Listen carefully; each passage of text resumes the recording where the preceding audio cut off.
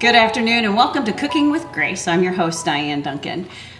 With me today is Mark Vincent, and Mark is a Marine and served our country for a while. And so in honor of Memorial Day, even though I know you're still with us, I thought it would be neat to interview a service member or Mark. You never say a Marine is a former Marine, or you don't say that he used to be a Marine or she. They're always a Marine, right? Once a Marine, always a Marine. Yeah, it's a lifetime deal. Exactly. Yeah. So I'm really trying to watch my lingo with this whole thing, because even though I've had a Marine for 2 years, I'm still not real fluid on what I'm supposed to say and what I'm not supposed to. So we're going to give this a shot. But in honor, I wore my Marine Corps shirt, but I am still going to wear my Women of Grace apron. And Mark so graciously wore one as well. So thank you for coming. Today, Thank you for having me. Oh, you're welcome. Today we're going to make graham cracker peanut butter cookies covered in chocolate. And then I thought I might put a little different twist on it and maybe make them a little healthy by putting some bananas on some of them. So Mark, what I'm going to have you do is I'm going to have you grab a graham cracker and then snap it, and then snap it again. And then I want you to put peanut butter on one side. Okay. Go for it. All right, I'm working on it. Okay. And then we'll put the top on it. But while you're doing that, I'm going to cut this banana just a little bit. And I'm going to cut them really thin so it doesn't like make the cookie bulge, because we don't want something our kids can't get their mouth around. So, and you could also use chunky peanut butter if you want to. We had a peanut butter time one time, and this is where it gets funny because you could get messy. I'm going to go ahead and let you put the bananas on there. Okay. And then we'll put the graham on top. And, oh, you're doing such a lovely job. Well, thank you. I'm practicing. Nothing like an MRE though, huh? No. But you can doctor those up as well. Oh, can you? Yeah. Okay, you want to put that on top? Okay. And then if you want to take these 2 spoons. On my fingers. Oh, here, let me get you a napkin. Okay. Anyway, if you want to try and figure out how to manipulate those spoons to dip that in that chocolate without getting it all over you, that'd be great. So we're going to dip this whole cookie in the whole chocolate. cookie in the chocolate. Let's get this peanut butter off my fingers. Okay. And what I'll do then is I'll doctor up another cookie with peanut butter, and we'll just leave it regular peanut butter. With the spoons. This is going to be fun. I know. So that was my only, when I saw the recipe, I was like, oh, that looks delicious. But of course, their chocolate was pretty. It was all over it, And I'm like, how do they do that? How do they get that in there? Very nicely done. So anyway, like I said, peanut butter, graham cracker, and then I melted chocolate almond bark, which you can get at the store. I've also heard people use like chocolate candies. You want to try and dip that one since you have it? Oh, it's already ready? Yes, Okay. sir. Since you're an expert at this now, Yeah. you're hired. One time. Yeah. Hey, that's all it takes, right? In the Marine Corps? Yeah. Well, we'll get qualified. To get qualified. They There have you you go. do stuff a lot. It's called muscle memory. So they want you to know stuff so you don't even think about it when you're tired. Things are very stressful. Sure. And so, yeah, they use that term muscle memory a lot. I'm going to let you do that one too. And then I'm going to prepare another banana covered one so that That one really looked good. I think they look beautiful. I'm going to show the people before we're done what they look like, because I think you're doing a great job. But Plenty of chocolate over there. oh yeah, well that's a necessity, especially with peanut butter. So I'm going to make just a few, just so that you and I can try one of each. Of course, good luck to us trying to figure out which one is what. Oh no, see, I didn't do that good on the. You gotta lay it down. Oh, I'm sorry. There's a process. Oh, sorry, I didn't mean to get in your way. No, you're fine. I'm just trying to clean up our workspace a little bit so we can start our conversation. Okay. Oh, somebody had their phone on. That was me. That's okay. You tell I'm an amateur. That's okay. Hey, We'll fix it honestly, now. that's the first time it's happened. So, hey, you made a memory. Okay. Anyway, these are what they look like, whoops, as they slide, and I think they look great. And I'm going to stick them in the fridge. And as I am, Mark, I'd like for you to tell the people a little bit about your testimony, because I've known Mark for several years. We went to church together for a while, and so our boys grew up together. Yep. So would you share your testimony, because I don't even know it. Sure. Well, I'm a military brat myself. My dad was a career Air Force guy, and so we moved around a lot until it was early 70s. He was injured in Vietnam, and so he had to get medically retired. So anyway, we moved back home to Elwood, Kansas. I don't know if any of you know where that's at. It's just across the bridge. But we went to the Baptist church over there. Gosh, I grew up in that church, I like to say. But it was the devil fought with me for a long, long time. Told me not to go forward. You know, they'd have altar calls every week, and it just. And, you know, he's like, no, you don't want to do that. You'll be embarrassed. And then as I got older, as a teenager, he's like, oh, you're too old now. You know, your family goes to church here and you'll be embarrassed to go up there. Finally, I was 20 years old and I just said, nope, this is something I need to do. So I went up at around my 20th birthday or so and I got baptized and all that. And as a young adult, oh gosh, I wasn't really as strong in my faith and following Christ as I should. And so, you know, you did things and you do things that were not good. We'll just say that. Right. We'll leave it at that. I joined, and this is probably something else you don't know about me. I originally joined the Air Force because my dad was in the Air Force. Okay. And I did 4 years, 11 months, active duty Air Force, and I had gone to Europe and upstate New York and some other places as I was stationed. But I just didn't feel like I belonged. Mm-hmm. I loved the military aspect, but there was something more. And so anyway, I got out of the Air Force and I joined the Marine Corps within a month. And so on June the 6th, 1990, I stepped on the yellow footprints at MCRD San Diego. And again, I was already a Christian at that time, saved. Not as strong Christian as I should have been, as for as long as that was, because it was, that was 8 years later, 8 years after I'd been saved. So anyway, with that, what's really neat, and I don't know if a lot of people know this, but and I think they still do because Keegan had one. But when you first go in at the USO, because they have you go by the USO and stop there at San Diego, they give you a pocket-sized New Testament Psalms and Proverbs. And I carried the one they gave me for a long time. I took it with me. After I got out of boot camp, I had to do what was called MCT and Marine Combat Training. Then also went into, I was an infantryman.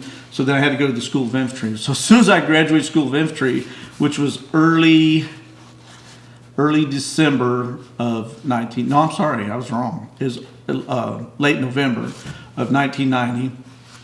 I went to 29 Palms. I got assigned to 2nd Battalion, 7th Marines, 1st Marine Division. Well, they were already in country in Saudi Arabia for Desert Shield at the time.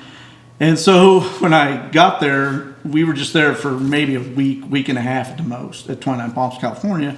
And then we got sent straight to our Victor unit, which was already in country for Desert Shield, Desert Storm. And people say a lot of times there's no atheists in foxholes. And Marine Corps, we call them fighting holes because we're not foxes.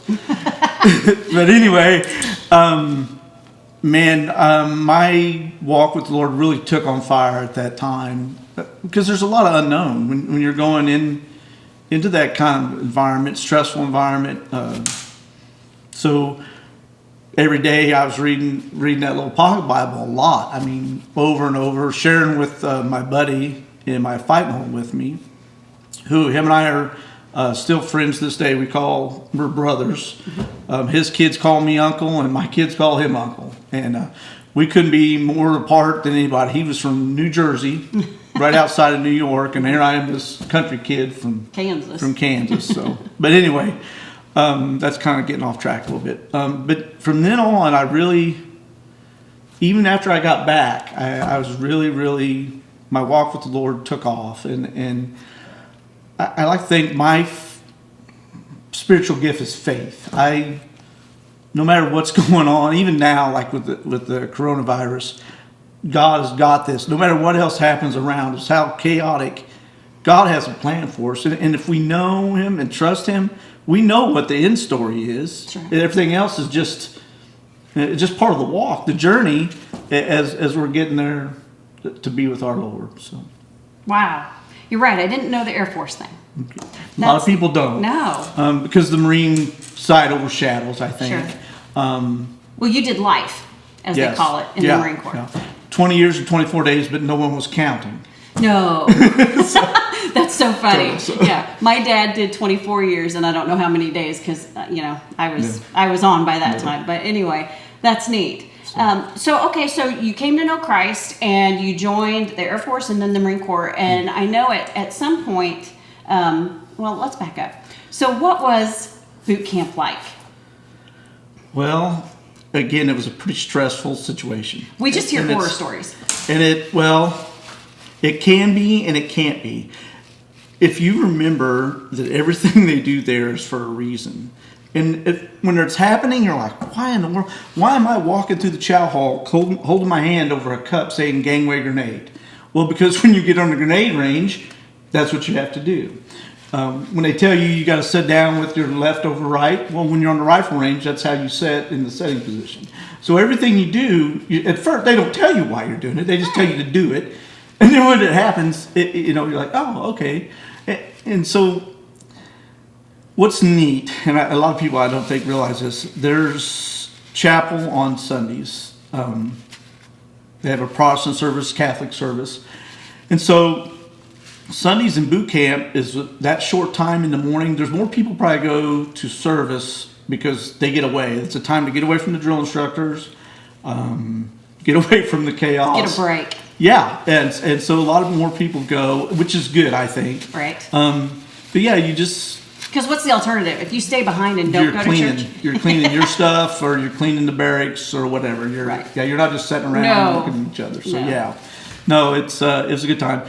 One thing I probably remember the most is after service we'd come out, and then the Marines who had been there longer, they go in phases, and they've changed since then.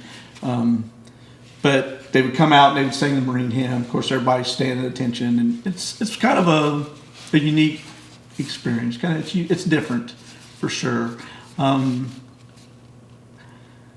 I don't know how to explain it. There's probably a lot more Christians in the Marine Corps than you realize. Can I go off on a different Go story? ahead. Yep. Okay.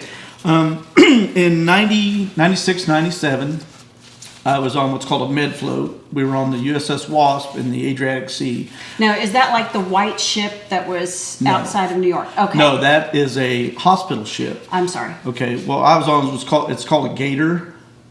It's an amphibious assault ship is what it is. Okay. So anyway, we were doing what's called Gator Squares in the Adriatic Sea because at that time Bosnia was a big hotbed, and in fact, the deployment before us, they had that had went in and rescued that downed Air Force pilot. Gosh, I can't remember his name now. He flew an F-16. Black Hawk Down movie? No. Oh, okay. No. That's Somalia. Oh. I was there as well. Oops, sorry. But anyway, we were doing. I lost track of my story. Sorry. That's Bosnia? quite all right. Yeah. So anyway, we Doing were it doing Gator Squares. Yes. So during that same time, we did some training in the Holy Land in Israel. So Wow. we got there, and what was nice, you could take tours and go around different places. And so I was blessed to do that. But I remember, probably the thing I remember the most is we were at the Jordan River, and for a small nominal fee, they will baptize you in the Jordan River around the place where Jesus was baptized, where John the Baptist baptized Jesus. So I remember we're there, we're looking around, and this lady had gotten baptized, and when she came out of the water, I guess she thought the Spirit of God was going to light on her like a dove or something, but the experience wasn't what she wanted, and I think she felt like she wanted more out of it. She thought there would be more.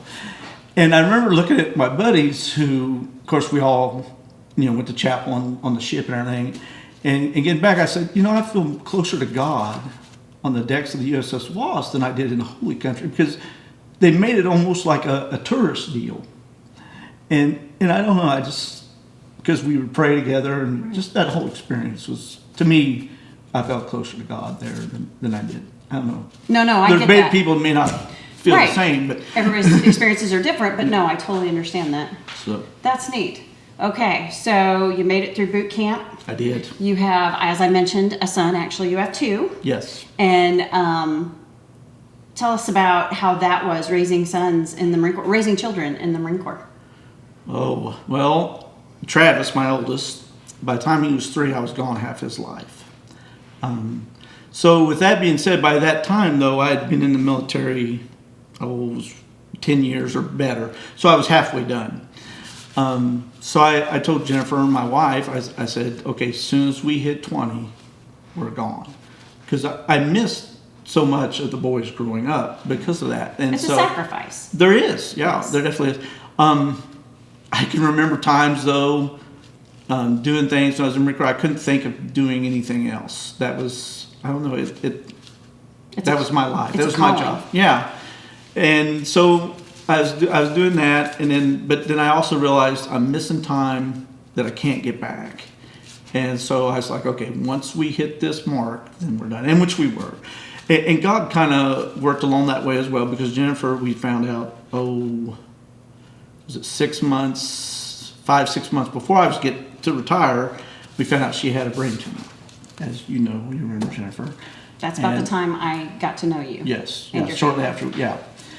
And so anyway, with that all going on, I needed to, for sure, to be around, close to home.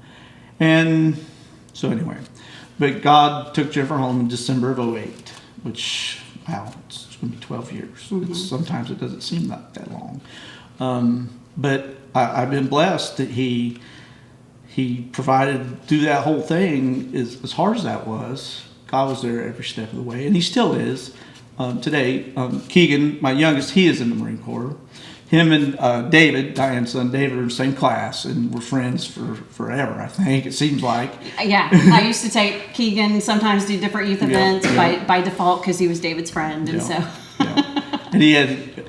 And so with that, being a Marine, and then now Keegan's one, we can speak a different. I've remarried since Jennifer's passing and going on, which again, another blessing. God had knew what I needed and provided.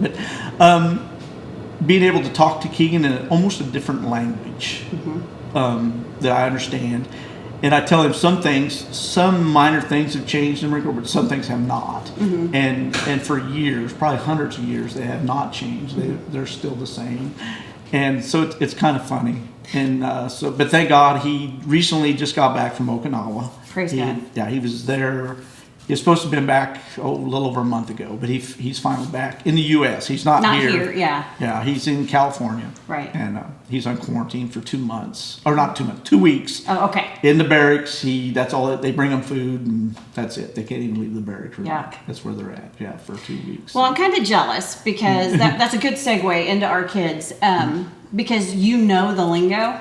I was telling Mark before we turned on the camera that my son makes fun of me constantly because I try to use the lingo and sometimes I'm hitting it, but he thinks I'm silly, and sometimes I'm not hitting it, and so he makes fun of me. But that's neat that you guys have that connection because I'd like to take it now. A lot of my viewers probably aren't thinking about joining the military, but they might have a child that joins the military. So I know from a mom's perspective, but tell me from a dad's perspective, and plus the fact that you've been through it. What was it like from the moment your son goes, Dad, I want to be a Marine? He was still 17. So he came, and there's times I think, okay, maybe I raised him too strong-willed. Because he came and he said, I'm going to join the Marine Corps. You can either sign the paper, or it come November when I turn 18, I'll sign it myself. And I said, Keegan, I don't have a problem, signing it, but Patty doesn't know, because Patty had never lived that life, so she didn't know what she was signing in for. Yeah, she didn't understand. What he was signing on for and what y'all were volunteering for Yes. is the way I like to Yeah, look at it. yeah. Because my son signed on, I got voluntold what was going on. Because my son did the exact same thing. You can either sign on for me now, or I'm doing it in October. So, but I'd like to say this. The hardest part about the Marine Corps is the physical part. If you mentally think that's something you want to do, and that's your goal, you can achieve it. Now, it's not going to be easy, and I hope I don't offend anyone who watches. We joke, we say, if it was easy, it'd be called Army. Okay. Just want to throw that out. Sorry. But anyway, the physical part's the hardest. So even now, when things happen, he'll say, Dad, this is going on with, say, his chain of command or somebody. and the dad in you's like, I gotta fix this. That's not right. They shouldn't be. Why are they doing that? That's not my Marine Corps. Right. But then you also have to step back and say, okay, no, he's got to live his own. So it's hard. Like when he was in Okinawa, I would tell Patty, I know he's safe, but I want him back in the U.S. Right. Because I can't drive to Okinawa. I Yeah. can drive to California. Yeah. But then the other part of you says he's fine. Right. Because he would send pictures of him snorkeling the reefs off the coast of Okinawa or zip lining over a bay or something, and you're like, wow, he's having fun. Right. He's learning. I remember when Keegan was learning to drive, he had our pickups. We live on a gravel road, and he had my pickup F-250 sideways on the gravel road. This was the first day he ever driven. It was when he had his permit, and we stopped. And I started laughing, and I remember him saying to me, "Dad, why are you laughing?" I was like, "Keegan, I have nothing else to do. Right. It's laugh or cry Cry. right now." Right. But then when he would tell me, because he was driving 7-ton trucks pulling a cannon through the streets of Okinawa, which are very narrow, much more narrow, and the cars are smaller, and it's on the other side of the road. So American trucks, the driver's side is, on the left. Well, he's driving on the right. so he's on the other side. So anyway, in my mind keeps saying back, okay, that little kid can't hardly drive on our gravel road. How's he driving this huge truck in traffic? And he's going to cause an international incident. But no, he did great. And it's hard to let him grow up. And so you know the struggles he's going through because you've been there. But then you also are proud because you're like, okay, he's grown up. And I'll share this with you. This is probably the thing that warms my heart the most is what I tell him. Is like when he got found out he got extended in Okinawa another month. The first thing he says to me, well, Dad, God's got this. Whatever happens, God. And I thought, if I've done nothing else, I've succeeded there because he knows where to look. And so that's, to me, that warms my heart and it makes me emotional. No, So- and rightly so. I wasn't going to make this about me, but I'll share a story as well where it's ironic that our boys, anyway. So when my son came home from boot camp, we knew he was going to be going to the school he needs to go to be infantry, which I know there's initials for that, but SOI. SOI, thank you. That's like what I said. Mark asked me one day, he texted me, he goes, okay, so what is David's MOS? Yes. And what does that stand for? Military Occupational Specialty. Okay. Yeah, I said, I don't know, Mark, is it this or this or this? And he finally said, okay, it's that. So anyway, I'm learning all this. And David came home from boot camp. He was getting ready to go off to his schooling to be an infantryman. Now, what I've also been told is every Marine is an infantryman. Is a rifleman. Is a rifleman. Yes. Okay. And then they also have another job on top of that, usually. Yes. So every guy knows how to go out in the field and shoot a rifle well. Yeah. But they could or also do a patrol or just basic things. Yes. But they could also fix a tank. Yes. or drive one. Or drive one. But not drive up for Or keep paperwork on Right. how many hours a plane flies. that kind of Right. stuff. So it's Very versatile. So we knew what David was going to be going into, and we knew it was going to be pretty dangerous. And I knew I didn't know where he was going at the time, but I was still very concerned because I knew some of the information, and I had a little emotional moment, and I was like, well, just be safe, and what you would tell your kid when they're going to go in a really dangerous situation, which I had never done that before. I'd never knowingly knew my kid was going to go into a bad thing. So anyway, he turns around and looks at me. I'll never forget because he had the refrigerator door open. Imagine that. And he shut it and he looked at me and he goes, Mom, either I'll see you again here or I'll see you again there. Amen. And I was just like you, all right, he's got that. And I need to hold on to that. But as a parent, you don't want to hear that either. No. The reality of that is what's hard. Because we miss, when you lose a loved one, you miss them so dearly here. The gap is what hurts the Right. memory, not being able to see them. But to me, the comfort is the other, is knowing, someday. yeah, Yeah. someday I'll see them again. So, and then, of course, in usual David style, he cracked a joke or made fun of me or something. So, it got lighthearted really quick. But Good. so when will you hopefully get to see Keegan? Do you know? Well, we don't know. Because right now, with everything, the DOD is kind of like Department of Defense. thank you, has said that going home on leave and stuff is kind of different. And which is, you talked about Marines after their boot camp come home for 10 days. Mm-hmm. Well, during this time, the Marines graduating now, the boot camp Marines, don't get to come home. They go straight to their school. So they've been at boot camp for 3 months. Now they're going straight to their school, and no one knows when they're going to get to come and see their family. So and it's a difficult time for them, for sure. So. And that's the thing too, is Marine Corps boot camp is longer than the other boot camps, which, you know, like you said earlier, muscle memory with the covering your cup and right over left and all that kind of stuff. And it just becomes habit for them, which can be life-saving later. Yes. But Mark was telling a neat story. Tell me about, oh, no, you shared it, never mind. Which one? About the cafeteria stuff. Okay. David, this is a unique story. So Keegan went off, what, a month or two before David? Yeah, about a month and a half. Month and a half. Keegan, he went to boot camp August the 6th. And David went toward the end of September. So anyway, in boot camp, it's rough. You're not allowed to just, have conversations and hang out with your friends. And you see your friend on the street, you can't say hi. Nope, can't even look at him, really, is what David said. Yeah. Well, on Keegan's last day, did he tell you this? He was in the mess hall. Of his graduation. Yes. And David was in the mess hall. Yeah. And Keegan somehow got right behind him and stepped on the back of his shoe. Well, you're not allowed to turn around and say, hey, stop that, or whatever. So David's still trying to just, maintain, all the while being irritated, highly. Like Keegan. Yeah. Who's leaving later that morning to come back to Missouri. So. Which, when, I'll tell you, and I think Mark knows this, one of the greatest joys in my life was when Keegan came home, and he had been home a few days, but he stopped by my house and gave me the biggest hug and told me the story about how he had seen David.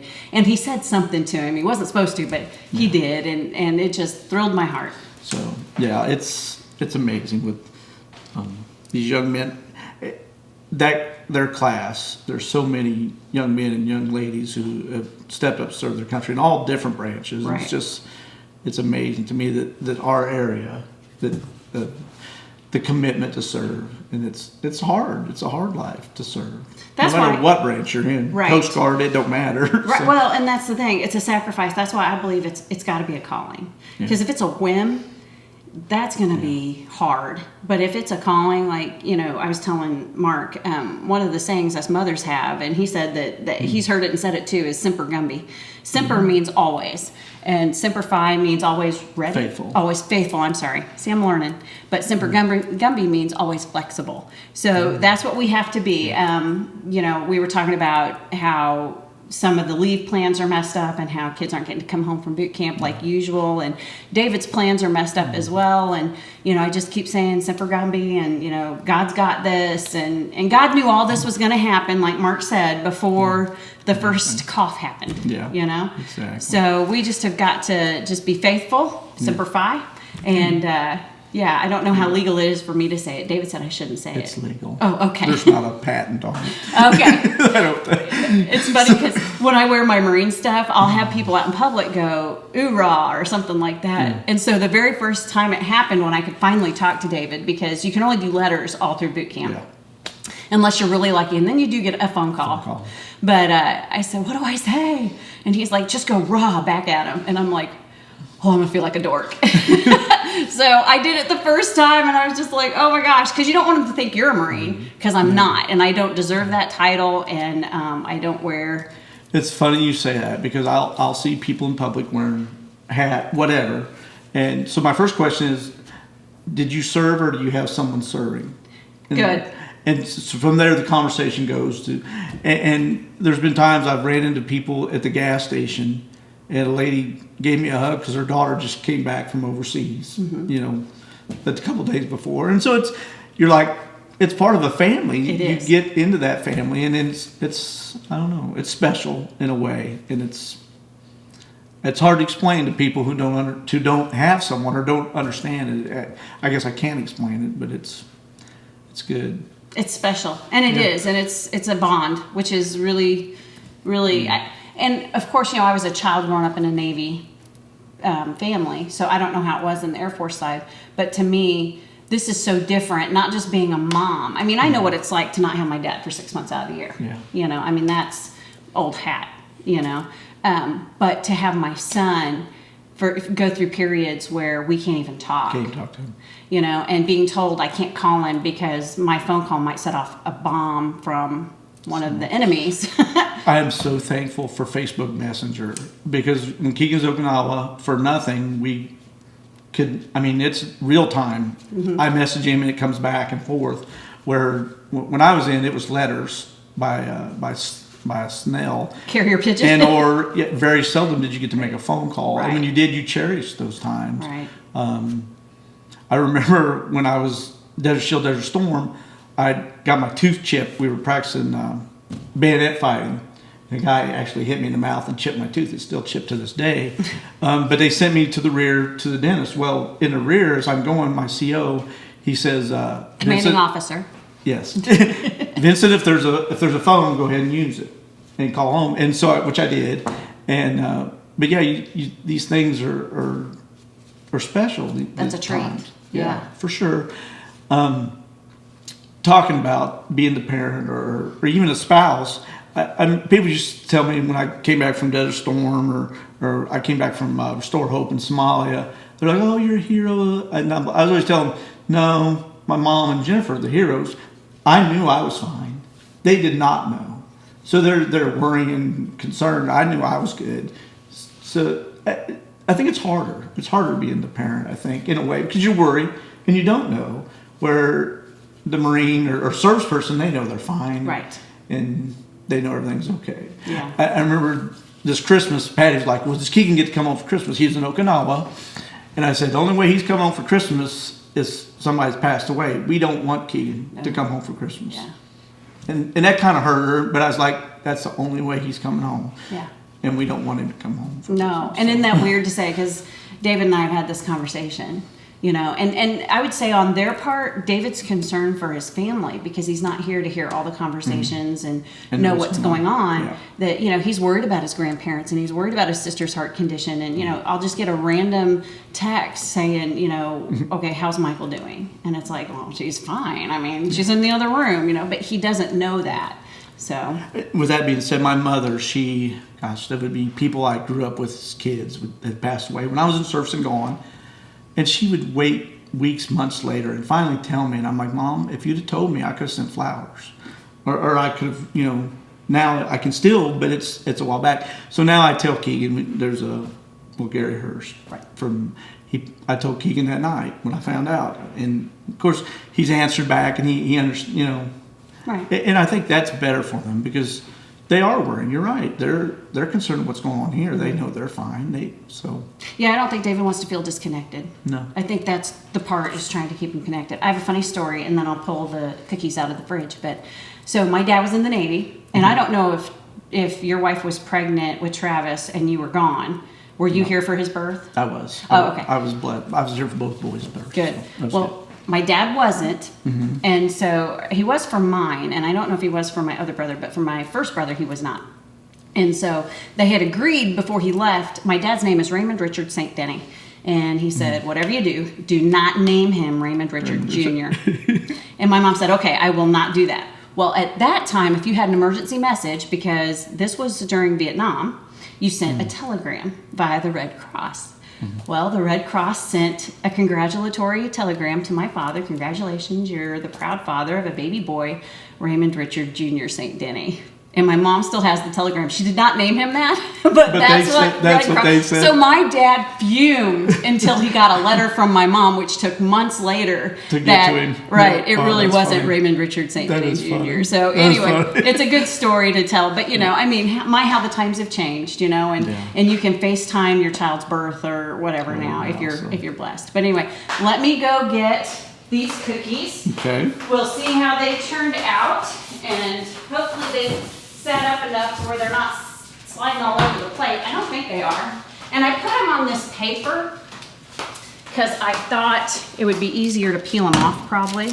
Probably did. So, oh yeah, you did a great job. So You did. Now that's one of the banana ones. Yes, it's the uneven banana one. I think that's a regular peanut butter, and that's a banana if you want to try Banana, it. regular. Right. So here's what they look like. And they did, if I wouldn't have probably lifted up the plate, they wouldn't probably have slid and had all this extra chocolate. But They look great though. yeah. Jeremy, you want to try one?